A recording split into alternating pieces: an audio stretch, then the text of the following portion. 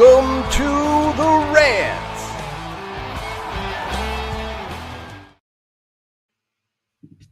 Good morning. Welcome to the Rant. You saw Evan and John's names on the credits. It's not. You get to deal with us this morning. I'm Jacob Zanola here with my co-host Blake Cowell. We're going to talk about and look into another Cubs series win, a big series coming up, and the most hated man on this Cubs team, Ian Happ. He did well again in DC. So, Blake, how's it going? This is my rant debut. I know if you're watching on Facebook or watching this for the first time, or maybe you've seen my face around the Cubs Insider Facebook, Instagram, Twitter, but my name is Blake. I do work with Cubs Insider and do a lot of the video editing stuff and some of the stuff behind the scenes as well, but making my debut on the rant today because there's plenty to talk about. There's definitely no shortage of content with this team right now. No, there's not. They're the best team in the National League. And we'll get to it later, but it still hasn't dawned on me how big this series is with the Tigers. But we look at the National Series, and we'll talk about it in a minute about this weak stretch of teams and how they did quite well against these teams under 500. The Nationals were kind of rolling coming into this series. They were doing kind of well. It felt like a trap series. And I know Joey on Twitter, I'll give him a shout out every time he tweets, this feels like a trap series. And everyone's like, you say this every time. And he's like, no, but I really think it. It did kind of feel like a trap series. It kind of did because the Nationals have gotten hot. And you're like, okay, this Cubs team is good. Don't get me wrong.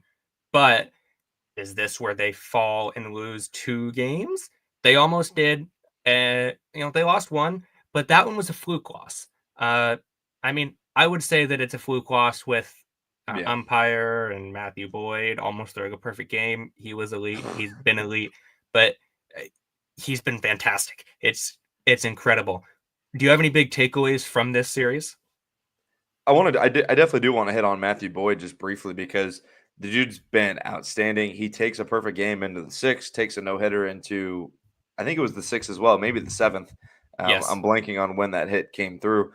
And the Cubs just got shelled by Mackenzie Gore. And let's not forget, too, Kyle Tucker didn't even play the entire game until they get the pinch hitting assignment in the 9th inning to try and tie it. It is what it is. Even Jim Deshaies said, because you could tell in that Kyle Tucker at bat, he was late on a couple of those fastballs from Finnegan. And Jim Deshaies says, I don't care who you are, pinch hitting is not an easy assignment. And Kyle Tucker's tasked with that right now. So if one of the games the Cubs lose in this 21-game stretch that now wraps up against bad teams or easy teams, I say that in quotations. I made a tweet last night because there really is no easy games in the MLB. Like, these guys get played to play baseball too. Now, the teams we're facing were worse. We all understand that. But they're still baseball teams. You can still lose to them, as the Cubs did throughout this stretch. You will find those games. But Mackenzie Gore is outstanding too, man. I mean, we've talked about him as a possible deadline piece, but this Nationals team isn't bad. Like, they're really not. I take a lot of good things from this series. They did lose a game, but this Nationals team, I think they're only 4 games under 500, which with a month and a half left before really the trade deadline talks heat up, this could be a team that kind of shapes around for maybe battling for a wild card down the stretch. So, I mean, they're in that mix. I mean, James Wood, we've seen all of the fan voting has come out for the for the MLB All-Star game. James Wood's on a lot of these ballots people are posting because he's so good. If you look at that Juan Soto trade they made a couple years ago, trading Juan Soto to the Padres, they were all in this series. Mackenzie Gore, Robert Hassel in center, C.J. Abrams, James Wood. I think the other piece they got in there, no, I think that was all 4. There might have been one more sprinkled in there, but all of those pieces that they traded for with Juan Soto have all now been contributors to their MLB roster. That's a fun young team. I don't think this is their year, but maybe next year. But they have a lot of good pieces. I think the Cubs won a series against what I would say not a great team, but a sneaky solid team. So I'm very happy with it. Yeah. No, it's pretty crazy how they hit on that trade and did so well, because with those being prospects, you're lucky if one of those guys, maybe 2, turns out to be really good guys. No, they got at least 3. I mean, and we haven't seen Hassel for a prolonged period of time to say anything on him yet. But James Wood is good. He's an opposite field demon. And then you have Mackenzie Gore, who, like you said, shoved. I mean, he is good.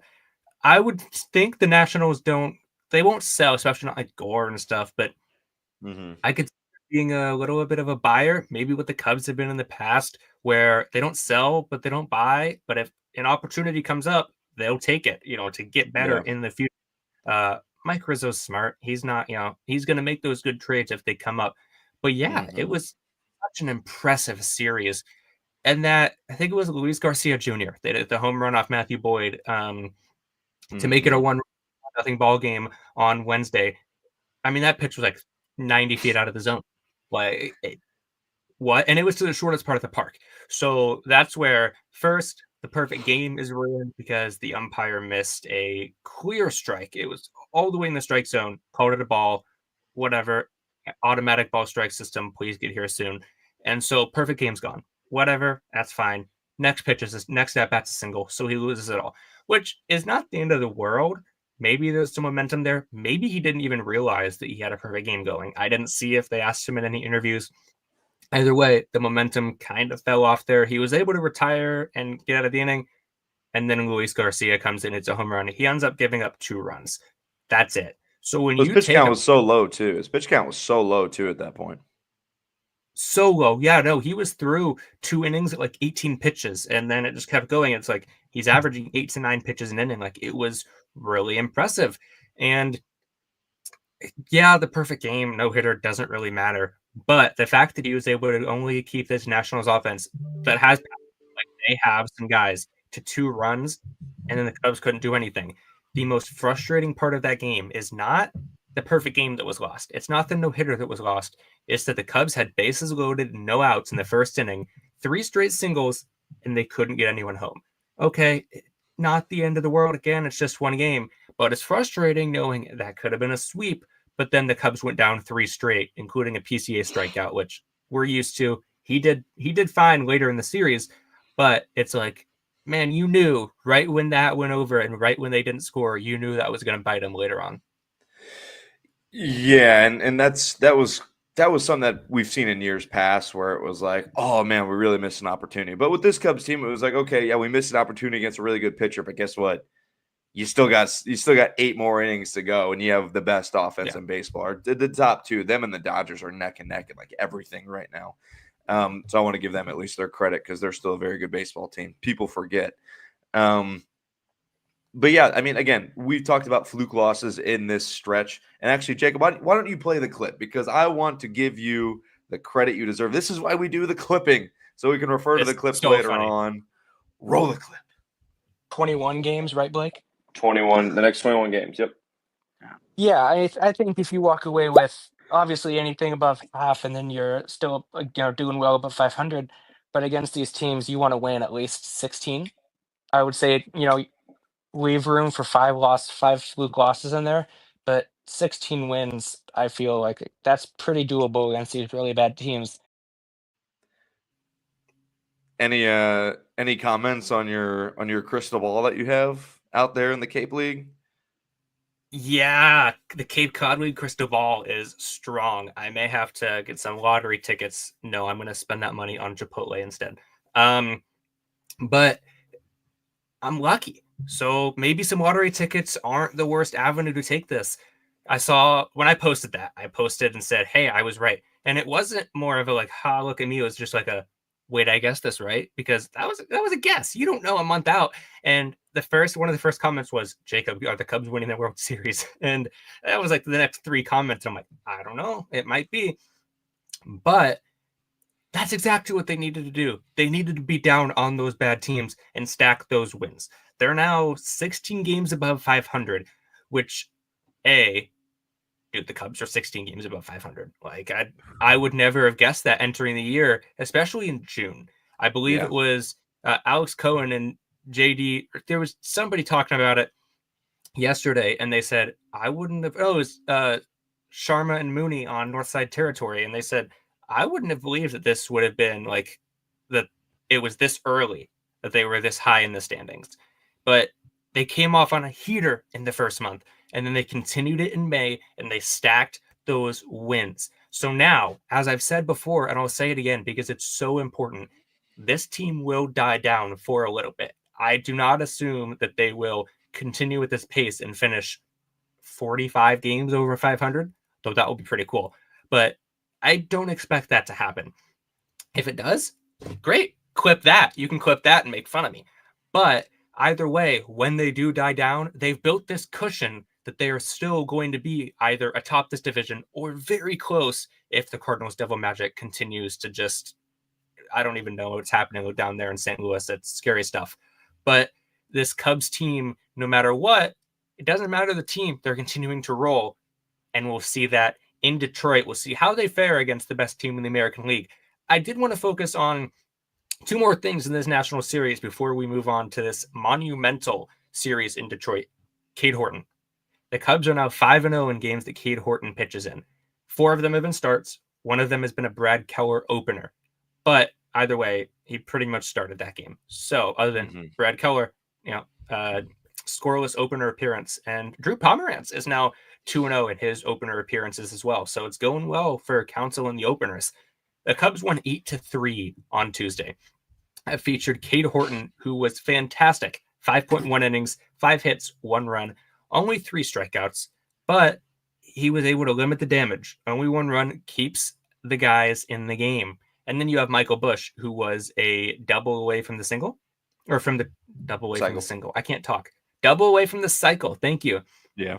He was 3 for 4. He had a home run, a triple, and a single, a walk, 3 RBIs, 2 runs, and his home run was crushed. And then PCA was 1 for 3. And this is a stat line that really stood out to me. He was 1 for 3. So you're like, he got 1 hit. Cool. No, it was a double. That should have been a single. And I wish I had this video to pull up. It should have been a single, but he turned it into a double with his speed. He had 2 walks, 2 runs, and 2 stolen bases. So after that double, then he had 2 stolen bases, one of them coming off one of his walks, but then he walked twice. So he reached base 3 times. And then obviously, again, another video that in hindsight, I would love to pull up, but most people have seen it by now, of that play on Tania when he was at third, and Tania, just the third baseman for the Nationals, just froze. Didn't know what to do because he broke his brain. PCA would go home. Broke his brain. Just broke his brain. Frozen in time. It was incredible. That reminds me of Javi. I mean, that's that Javi play that you're like, man, like this kid is special. And we know that PCA is special. We've seen that over this season, but man, it's so fun to watch. And then he homered last night as well. I did want to focus on those Busch and PCA. And there's one more player that I know you wanted to focus on that really turned it up in this series and continued to prove why he is so underrated. I will hopefully watch the Cubs for another 60 years. God willing, I live 60 more years. And if Ian Happ, for as long as he plays baseball, I will support him to the ends of the earth, because there's always a point in every season where people want to trade this guy, DFA this guy, get rid of this guy. Listen, I understand his OPS starts with a 6. It might be 7 now. I understand that he might be the worst qualified OPS batter on the Cubs right now.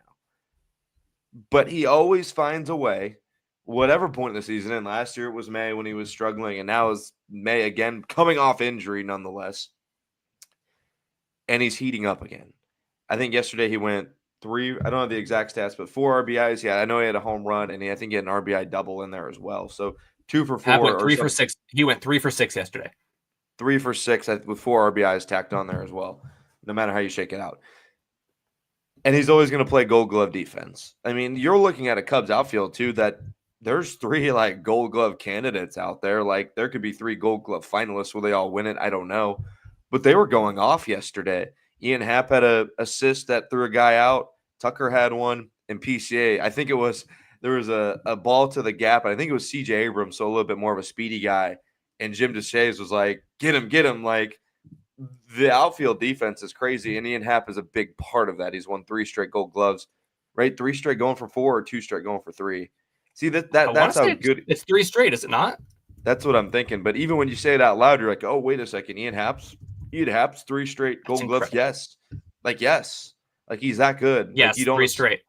3 straight going for 4, and like, he's gonna be a finalist because that's how good he is. People forget Ian Happ was a second baseman at one point, and now he's out in the outfield winning Gold Gloves nonstop. But that's neither here nor there. I Sorry, have go one ahead. of the throws. That's okay. I have one of the throws on the video. We can get it a little bit from our vantage point. It's down the left field line. Hit for Hassel. Happ fires to second. The tag, and he's out. Wow. And was that on Happ? Was that on Horner? Either way, it was a strong throw. It was a strong throw. Yeah, I mean, you got to still get there cleanly, field it backhanded, and come up with a strong throw. Ian Happ's a good player, man, and this is only the start. Again, I tweeted it. I'll pop it up here for the clip. Was Ian Happ's going on his usual, hey, I'm still a very good player tour, and it's going to piss a lot of people off because everyone's got to backtrack again, and it's like, why do people do this every year? Like, I understand it's baseball, Every and I year. understand it's the Cubs, and like I get it. Like I do get it. Like Cubs fans are reactionary, and I do the same thing. But man, if there's one guy you shouldn't be reactionary to, it's Ian Happ because he's gonna figure it out. And nonetheless, even when he does struggle, like he still gets on base, like he still works walks. Like there's just those points in seasons where he's whiffing on pitches in the zone. You're like, oh, this guy can't hit a fastball, or this guy can't hit this, and then 2 weeks later, like I guarantee you, in about a month, I'll clip this. You'll start seeing stats like highest OPS in the National League in the last 30 days. Like Ian Happ will be on there because he'll go on a stretch where it's like, oh, wait a second. At his best, he's one of the best hitters in baseball because he goes on the highest of highs and the lowest of lows.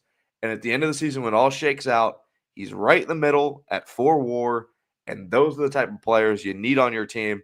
And finally, in a season where the Cubs are looking like they're on the right path to make the postseason, you need guys that are 4 WAR players that can just steady a lineup and just make those small little things happen that win baseball games.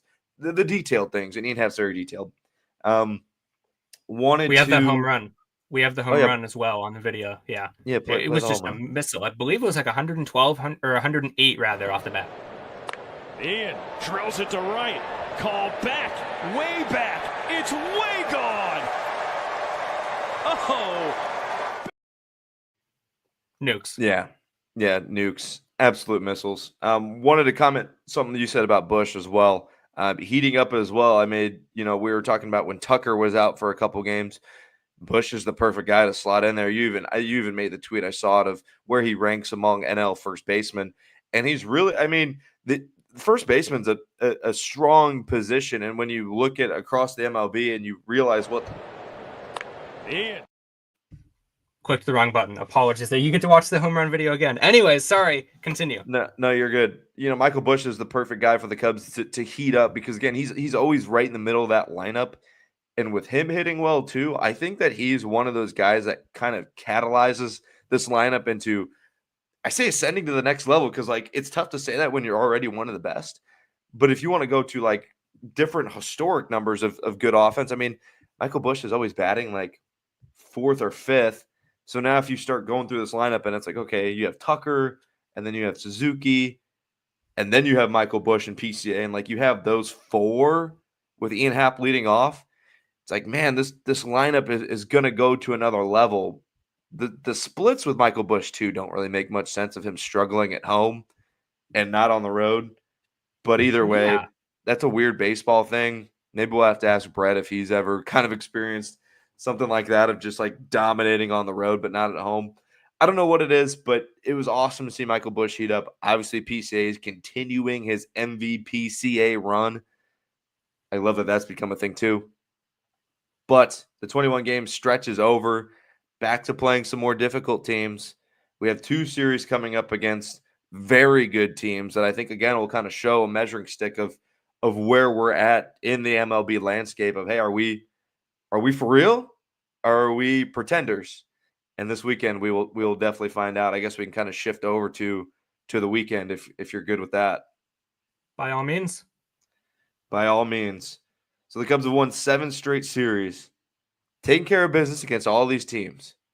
And now this weekend at Comerica Ballpark in Detroit, we are watching, and I don't say this lightly, a World Series preview.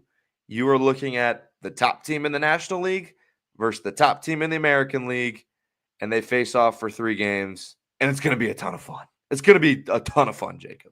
Yeah, it's going to be a blast. And the pitching matchups are good too. The Cubs have Ben Brown going tonight. So if you remember, as I mentioned earlier, the Cubs had Drew Pomeranz open for Ben Brown last time. He had like 9 strikeouts. He was fantastic. They're not doing that tonight. Tonight, they're opting to go with just Ben Brown, a normal start. He will face Tarek Skubal, the best pitcher in baseball. Paul Skeens up there too, but Skubal is probably the best pitcher in baseball. He will be my pick, at least. And him and Skeens, it's so cool that we have both of those guys just dominating in each of their respective leagues. But either way, he's one of the top pitchers in baseball. The Cubs have to face him because the Cubs and Tigers played, or the White Sox and Tigers rather, and the Tigers decided, no, let's not throw this guy. And I believe the Tigers lost the series to the White Sox, so that's what you get for. They split. Oh, yeah. they split. Well, they didn't win it, which against the White Sox, if you're the Tigers, that Cubs fans would call the season over if that happened. But they moved him back to face the Cubs. Smart move on their end. So it's the best offense in baseball, or one of, as you were saying earlier, against the best pitcher in baseball. That is must-see TV. And it's on Apple TV, so not everyone can see it. Kind of some parody and frustration there. But Pat and Ron, 670. Thank you. Game 2, Jamison Tyone against Montero, who is on my fantasy team. So Kiter Montero, he's been okay this year. He has 26 strikeouts in 40.1 innings, so he's not a strikeout guy, but a 4.02 ERA and a 1.46 whip. It should be easier. It's going to be easier than Skubal. And then Jamison Tyone, just a quality start demon. Quality starts are good. We have confirmed that. We can debunk the myth that quality starts are bad and not. Oh, also wins. Winning games are good. I've had 2 of those that have just been spewing around social media. Quality starts are good and winning games is good. We here at Cubs Insider can confirm both of those. People forget. Game 3, people do forget that Cade Horton is good. Cade Horton, 3.51 ERA with 19 strikeouts. Hasn't been really a big strikeout guy, but he's done well. Again, 5-0 in his starts. The Cubs are going to have, he's probably going to face his second toughest opponent because he faced the Mets debut. Crazy game. Jack Flaherty, who was on the Cubs radar this offseason. He was on a lot of people's radars, but the injury risk was too great. Obviously, if you saw with the deal he got and how long it took, it was clear there was something there. He's been great. He's been healthy. He has 76 strikeouts with a 3.72 ERA, 76 strikeouts in 65.1 innings with a 1.09 whip. He's been fantastic. He's been lights out. So you face 2 really good starting. You face one incredible starting pitcher, one really good in Flaherty, and then one okay in Montero. But you have 3 good guys going. Brown feels like a hit or miss. That's really a big toss-up. But then Tyone, is going to give you a quality outing, 4 to 5 runs max, which Cubs should be able to put up more runs than that. Or, that's the nice thing about this offense is even if a pitcher has a down day, they have the potential to outperform there. And then Cade Horton, who has done quite well, and it's a pitcher's ballpark, so that never hurts. Is there anything specific you're looking for in this Detroit series? I was taking a little dive into what makes this Detroit team good, because Detroit's not a big market. They don't get a lot of these national televised games, and they really don't get a lot of the national media attention. If you're an NBA fan, you're kind of watching the same thing happen over there. When small markets are doing well, you're still seeing Shohei Ohtani or LeBron James being talked about. I think First Take was literally talking about the Knicks yesterday morning when the finals was that night. Either way, not to get too off base there. So I was looking at what makes this Detroit team good. Why do they have 41 wins? It's because their pitching staff is really good. They're leaning on their pitching.